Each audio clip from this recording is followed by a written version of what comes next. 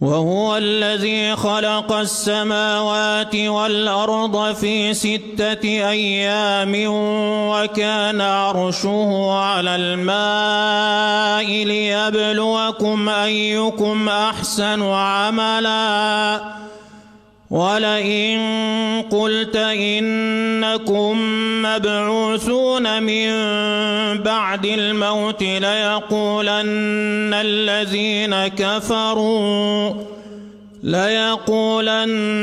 الذين كفروا إن هذا إلا سحر مبين ولئن أخرنا عنهم العذاب إلى أمة معدودة ليقولن ما يحبسه ألا يوم يأتيهم ليس مصروفا عنهم وحاق بهم ما كانوا به يستهزئون ولئن أذقنا الإنسان منا رحمة ثم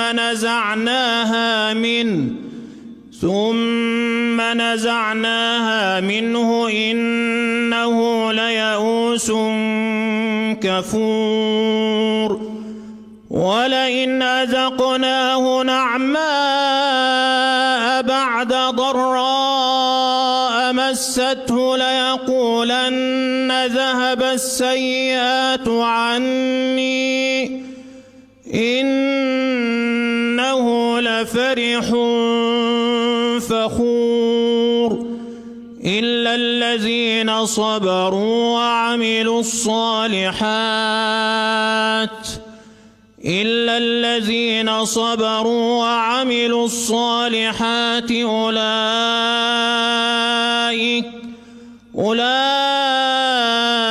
أولئك لهم مغفرة وأجر كبير. الله أكبر. الله أكبر.